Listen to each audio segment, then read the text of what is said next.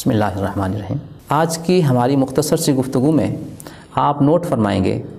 کہ ہمارے دوست غامدی صاحب جو آج کل مختلف انداز میں اپنے افکار پیش کر رہے ہیں، ان کے اپنے منہج میں کتنا ٹکراؤ ہے، اس کا اندازہ آپ آئندہ کی گفتگو سے لگا سکیں گے۔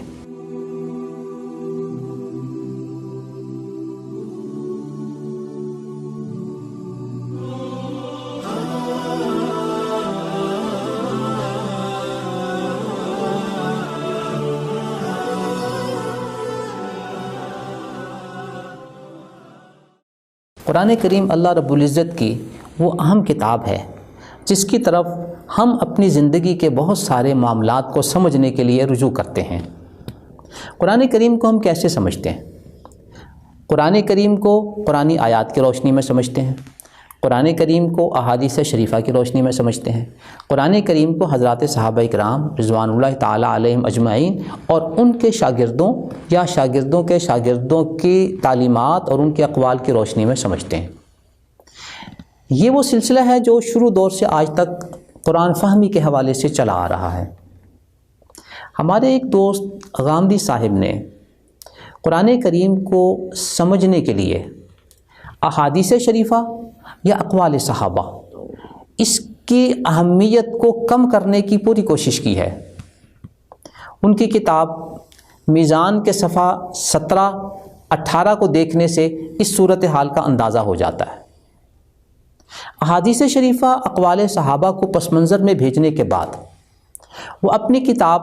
میزان کے صفحہ 19 پہ لکھتے ہیں، جسے آپ سکرین میں دیکھ سکتے ہیں کہ قرآن کے بعد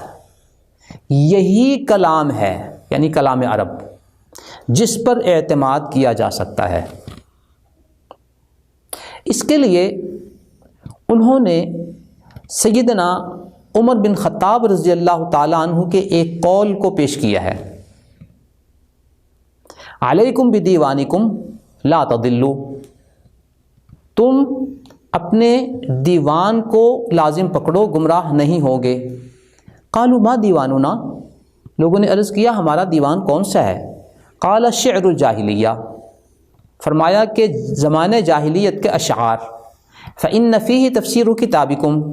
اس میں تمہارے قرآن کی تفسیر ہے، ومعانی کلامکم، اور تمہارے کلام کے معانی کو بیان کیا گیا ہے۔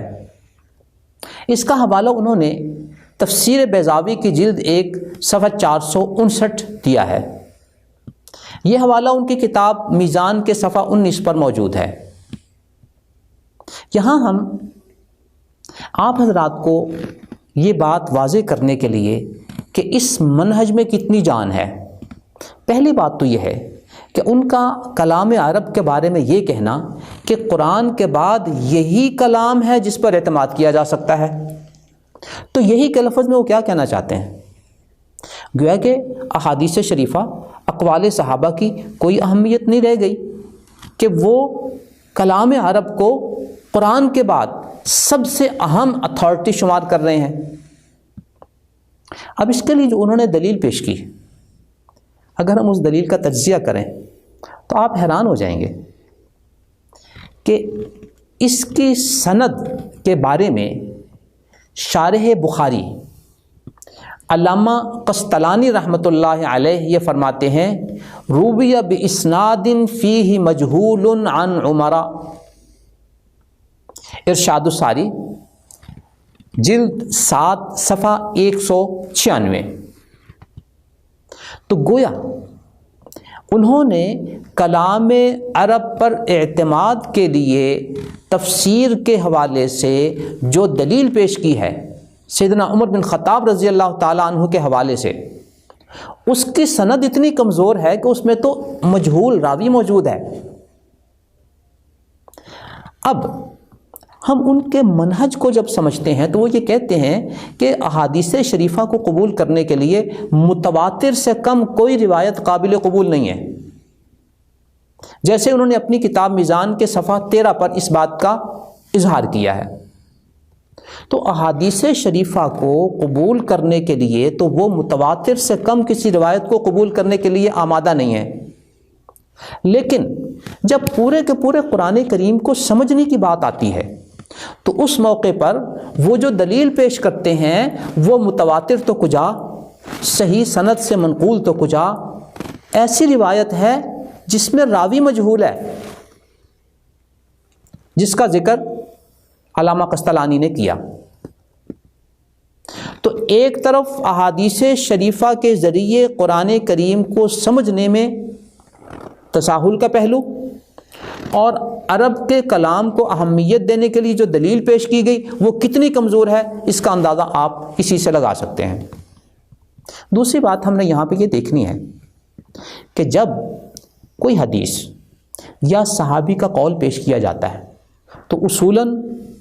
احادیث شریفہ کی جو کتابیں ہیں ان کو بنیادی سورس کی حیثیت سے پیش کیا جاتا ہے، لیکن ہمارے دوست نے سیدنا عمر بن خطاب رضی اللہ تعالی عنہ کا یہ قول پیش کیا، کسی حدیث کا حوالہ نہیں دیا۔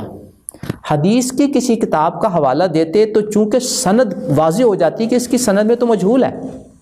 لہٰذا امیر المومنین عمر بن خطاب رضی اللہ تعالیٰ عنہ کے اس قول کا حوالہ دے رہے ہیں 7ویں صدی کی ایک کتاب کا جو تفسیر بیضاوی ہے۔ اب اس سے اندازہ لگائیں کہ عام معاملات میں تو وہ حدیث کو قبول کرنے کے لیے متواتر سے کم کسی کو قبول نہیں کرتے، اور یہاں پہ پورے قرآن کریم کو سمجھنے کی بات ہو رہی ہے، اور اس کے لیے جو دلیل پیش کر رہے ہیں وہ کمزور، اور اس کا حوالہ 700 سال بعد کی ایک کتاب کا حوالہ پیش کیا جا رہا ہے۔ اس صورتحال سے آپ کو ہمارے دوست غامدی صاحب کے منہج کا تضاد اور ٹکراؤ نظر آئے گا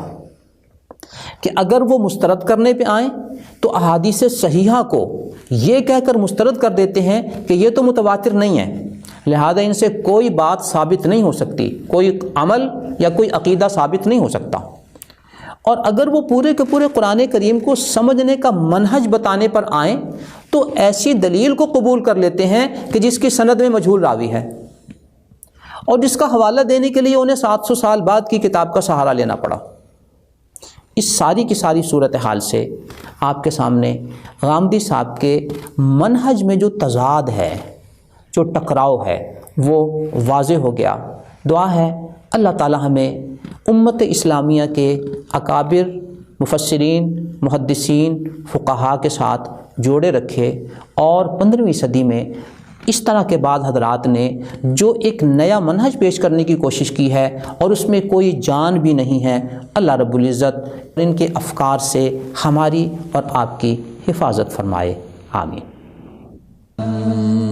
نظروا للطيبة ونور طه يسطعون